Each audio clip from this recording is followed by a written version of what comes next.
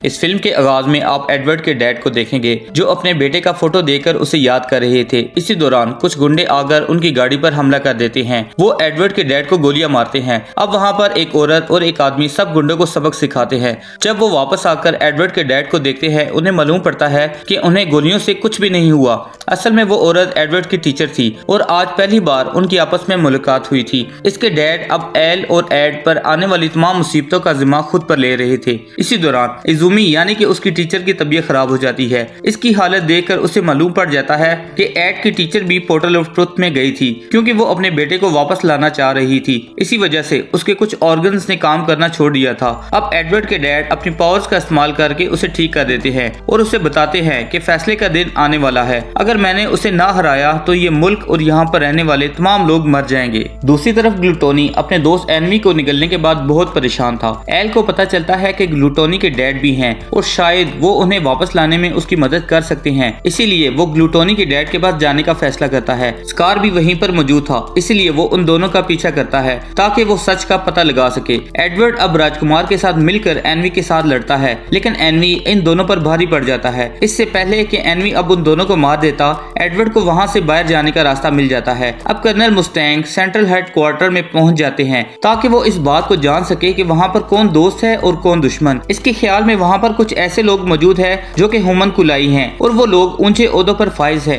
वो वहां पर किंग ब्रैडली और बाकी जनरल से मिलता है। उसे मालूम पड़ता है कि वहां तो सब ही करप्ट हो चुके हैं। किंग ब्रैडली उसे बताता है कि वो भी पहले एक इंसान था, लेकिन इसके खून में फिलोसोफर स्टोन को मिलाया गया जिससे वो एक ह्यूमन कुलस में तब्दील हो गया। इसीलिए मेरी नेचर भी गुस्से वाली है। वो कर्नल मुस्टैंग को सिर्फ इसलिए छोड़ देता है कि शायद वो उसके काम आ जाए। वो वापस आकर लेफ्टिनेंट को बताता है कि ऊपर वाले सारे लोग करप्ट हो चुके हैं। एडवर्ड अब राजकुमार को बताता है कि अगर वो खुद पर काया पलट करे तो शायद वो यहाँ से बाहर निकल सकते हैं और अगर हम कामयाब ना भी हुए तो ज्यादा से ज्यादा हम मर सकते हैं। इसीलिए अब वो उसकी इजाजत लेकर एल्केमी करता है और सबको इसमें कूदने को कहता है। सब इस पर भरोसा करके उस सर्कल में उतर जाते हैं। एडवर्ड दोबारा से उस पोर्टल ऑफ ट्रुथ में चला जाता है और वहाँ पर वो अपने भाई की बॉडी को देखता है, लेकिन इससे अपने साथ नहीं लेकर जा सकता। एडवर्ड का तजर्बा कामयाब रहता है। अब वो तीनों ग्लूटोनी के पेट से बाहर आ जाते हैं जहाँ पर उसका भाई एल्फोंजे पहले से मौजूद था। वहाँ पर जो विलेन मौजूद था वो बिल्कुल एड के डैड की तरह दिखता था। इसीलिए जब उसे मालूम पड़ता है कि एड और एल दोनों होहेनहाइम के बेटे हैं, वो बहुत खुश होता है।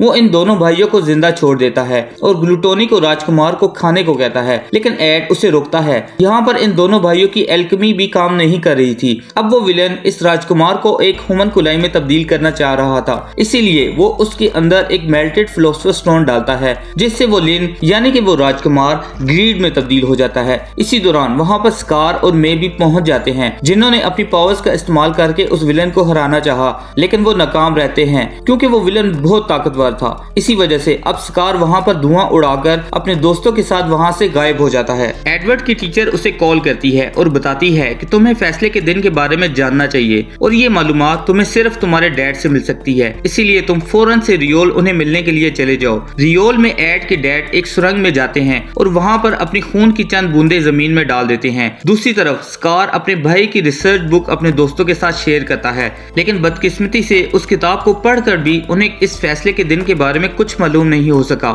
इसी दौरान वहाँ लिन भी आ जाता है। असल में उसके शरीर पर अभी इस ग्रीड ने मुकम्मल तौर पर कब्जा नहीं किया हुआ था। इससे पहले कि वो उन्हें कोई मालूमात देता, ग्रीड फिर से उस पर हावी होने लग पड़ता है। लेकिन इससे पहले लिन अब एड को बताता है कि फैसले के दिन वो पोर्टल ऑफ ट्रुथ को खोलेगा और तुम्हें इस विलन को ऐसा करने से रोकना होगा। इसी दौरान मे को एक ख्याल आता है और वो रिसर्च बुक के पेजेस को उल्टा करके देखती है और उसे इस किताब में छुपे हुए राज के बारे में पता चल जाता है। उन्हें मालूम पड़ता है कि वो एक मैप है और वो मुख्तलिफ सिटीज में बगावत करके बहुत से लोगों को मार रहे हैं ताकि वो एक बहुत बड़ा फिलोसोफर स्टोन बना सके। इन्हें ये भी मालूम पड़ता है कि इस बगावत को कराने में मिलिट्री भी शामिल है। स्कार को मालूम पड़ जाता है कि इस विलन के गाँव में जो बगावत हुई थी उसके पीछे उस विलेन और मिलिट्री का हाथ था। इन्हें मालूम पड़ता है कि कर्नल ह्यूज को भी इसीलिए मारा गया था कि उन्हें इस साजिश का पता चल गया था। अब एडवर्ड अपने भाई को डैड के पास भेजता है और खुद ब्रिक्स जाने की तैयारी करता है ताकि वो वहाँ पर बगावत को होने से रोक सके। कर्नल मुस्टैंग को शहर में होने वाली हर हरकत पर नजर थी। एडवर्ड इस शहर की तरफ निकल पड़ता है, लेकिन रास्ते में ड्रामका में उसे लोकल फोर्स वाले पकड़ लेते हैं और उसे अपनी ऑफिसर मेजर जनरल एमस्ट्रॉन्ग के पास ले जाते हैं। एडवर्ड के पास इस मैडम के भाई एलेक्स का खत भी पड़ा था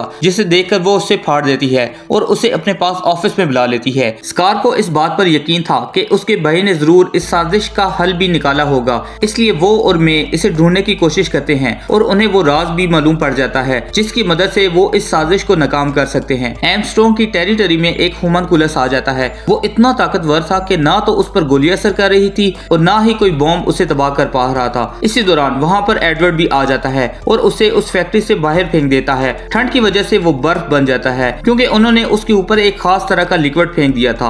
अब एडवर्ड को पता चलता है कि मिलिट्री ने विनरी को वहाँ उसके लिए भेजा है ताकि वो उसके लिए एक ऐसा हाथ बना सके जो इस कठिन ठंड में भी सही से काम कर सके। लेकिन एड को मालूम था कि असल में उन्होंने विनरी को बंदी बना लिया है और ये एड के लिए एक वार्निंग है ताकि एड उनकी किसी भी बात को रद्द न कर सके। आर्मस्ट्रांग एडवर्ड को बताती है कि मुझे मिलिट्री ने अभी अभी इस पोस्ट से हटा दिया है। उन्होंने मुझे बताया है कि ये सुरंग भी इसी मॉन्स्टर ने खोदी है, इसलिए हमें इसे फौरन रहा करना होगा। वो बहुत गुस्से में थी, इसलिए वो एडवर्ड को कहती है कि मुझे सब कुछ बताओ जो भी तुम जानते हो। सब कुछ जानने के बाद एडवर्ड उसे ये भी बताता है कि हमें एल्केमी में ताकत एक सर्कल से मिलती है और मेरे ख्याल में ये सुरंग भी उसकी एक कड़ी है जिसकी जद में पूरा एमेस्ट्रस आ रहा है। इसी दौरान उन्हें मालूम पड़ता है कि ड्रामका आर्मी ने इन पर हमला कर दिया है और उसकी ताकत बहुत ज्यादा है और अब आर्मस्ट्रांग और उसकी फौज इनसे मुकाबला करने लग पड़ते हैं। एड और विनरी न सिर्फ अच्छे दोस्त थे बल्कि वो एक दूसरे को पसंद भी करते हैं। विनरी वहाँ से वापस जाने से पहले एड को कहती है कि तुम्हें मेरी खातिर सबको हराकर वापस घर लौटना होगा, तुम्हें मेरी खातिर इस मुल्क को भी बचाना होगा और इसके साथ ही वो एडवर्ड से वादा लेकर वहाँ से चली जाती है। आर्मस्ट्रांग तमाम सच जानने के बाद किंग एडवर्ड के पास आती है और अपने भाई जनरल रेवन का ओहदा मांगती है। किंग एडवर्ड मान जाता है और बदले में वो आर्मस्ट्रांग से ब्रिक्स के सोल्जर मांग लेता है। काफी मेहनत के बाद आखिरकार अल्फोंसे भी अपने डैड को ढूंढने में कामयाब हो जाता है। वो अपने डैड को इस विलन के बारे में सब कुछ सच सच बता देता है। आज पहली बार होहेनहाइम अपने बेटे को सब बताता है कि माजी में उसके साथ क्या पेश आया था। वो अपने बेटे को बताता है कि वो गुलाम नंबर 23 के नाम से जाना जाता था। वहाँ एक बर्नी का बोना था, उसने मुझे ये नाम दिया था। इस वक्त के राजा को अमर होना था। इस बोने ने इसे एक राज बताया ताकि वो अमर हो सके। राजा ने अपने खून को एक मटके में डाला जिसके असर से वो लोग मरना शुरू हो गए थे और इसके असर से सिर्फ मैं और बर्नी का बोना बच गए थे। उसने मेरे खून का इस्तेमाल करके मेरा रूप अपना लिया था और सब लोगों को मारकर इसने खुद को और मुझे अमर कर दिया था। दूसरी तरफ एडवर्ड वापस मे के पास आ जाता है जो उसे बताती है कि स्कार को इस साजिश को नाकाम करने का रास्ता मिल गया है, इसीलिए वो एक फ्लिप सर्कल बनाने गया है। एड और ग्रीड बाहर चले जाते हैं जहाँ पर उनका सामना प्राइड से होता है जो कि ग्रीड का बड़ा भाई था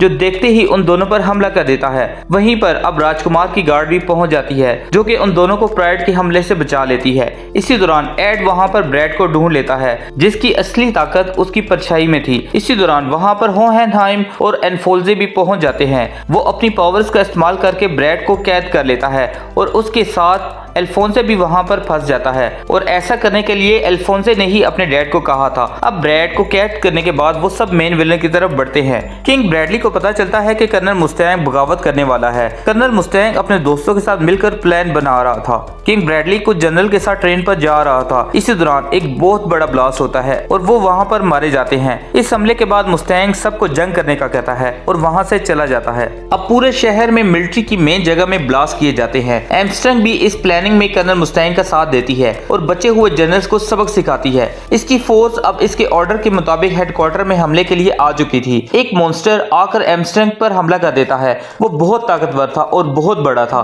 इसलिए वो मॉन्स्टर भारी पड़ रहा था। अचानक से वहां पर एलेक्स आ जाता है और इस मॉन्स्टर से लड़ना शुरू कर देता है। प्राइड अब एल का हेलमेट इस्तेमाल करके ग्लूटोनी को वहां पर बुलाता है और आजाद हो जाता है। अंधेरे में रहने की वजह से वो कमजोर हो चुका था, इसलिए वो अब ग्लूटोनी को खा जाता है ताकि अपनी खोई हुई ताकत को वापस हासिल कर सके। एनवी अब एड और बाकी सब लोगों को मारने के लिए वहां पर आ जाता है, लेकिन कर्नल मुस्तैंग आज अपनी पावर्स का इस्तेमाल करके एनवी को अपनी असली हालत में ले आता है। वो उसकी जुबान और आंखें जला देता है। इसी के साथ आज पहली बार एनवी अपनी असली हालत में आ जाता है। इससे पहले कि कर्नल उसे मार देता, उसके दोस्त उसे ऐसा करने से रोकते हैं। असल में वो एनवी से अपने दोस्त कर्नल ह्यूज का बदला लेना चाह रहा था क्योंकि उसने ह्यूज को मारा था, लेकिन कर्नल के दोस्तों का बर्ताव उसे इतना अच्छा था कि एनवी को खुद से जलन होने होना शुरू हो जाती है और इसी वजह से वो खुद को ही अजियत देकर मार देता है। होहेनहाइम आज काफी अरसे बाद उस बर्नी के बोने से मिलने आया था। वो उसे उसके पुराने दिन याद कराता था कि जब उसमें लस्ट, ग्रीड, स्लोथ, ग्लूटोनी, जलन, रैत और प्राइड भरा हुआ था,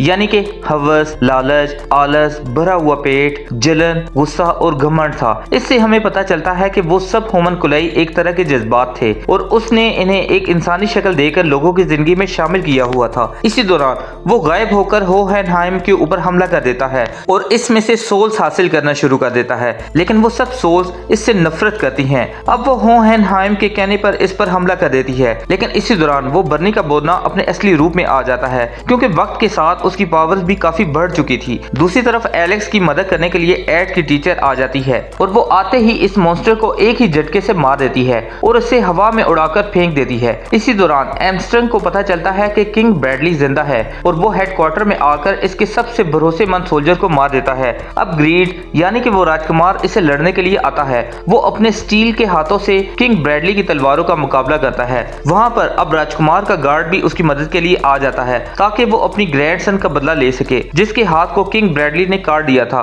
लेकिन वो दोनों इसके सामने बेबस थे। किंग ब्रैडली ने इस गार्ड को भी बुरे तरीके से जख्मी कर दिया था। वो गार्ड जख्मी होने के बावजूद किंग ब्रैडली पर दोबारा से हमला कर देता है, लेकिन इसकी तलवारों से नहीं बच पाता और मारा जाता है। किंग ब्रैडली भी जख्मी हालत में वहां से भाग जाता है और अब वो भागकर सेलिम के पास आ जाता है ताकि वो उसकी मदद से सच का दरवाजा खुलवा सके। किंग ब्रैडली अब कर्नल मुस्तैंग को जख्मी करके एक दायरे में लिटा देता है जिस पर अब बैचे करके वो छोटा सा लड़का अब इंसान की काया पलटने के लिए जादू करता है। इसके साथ ही सूरज गिरहन लगना शुरू हो जाती है। इसने कर्नल मुस्तैंग की मदद से सच का दरवाजा खोल दिया था और वो भी अब अपने दूसरे दोस्तों के पास इस विलन की जगह में पहुंच गया था। पोर्टल ऑफ ट्रुथ में कर्नल मुस्तैंग ने अपनी आंखें खो दी थी। स्कार अब किंग ब्रैडली से लड़ता है, वो उसे रोकना चाह रहा था। दूसरी तरफ वो बर्नी का बोना इंसानों की बलि देकर इस सच के दरवाजे को खोलना चाह रहा था। इसके इस अमल से बहुत सारे लोग बेहोश होना शुरू हो गए थे, लेकिन होहेनहाइम ने अपने अंदर छुपे फिलॉसफर स्टोन को पूरे मुल्क में जमीन के अंदर डाल दिया था, जिसकी वजह से इस बर्नी के बोने की ताकत का असर खत्म होता जा रहा था। इसकी पावर्स जायल हो रही थी और लोग वापस होश में आना शुरू हो गए थे। दूसरी तरफ स्कार और वो गार्ड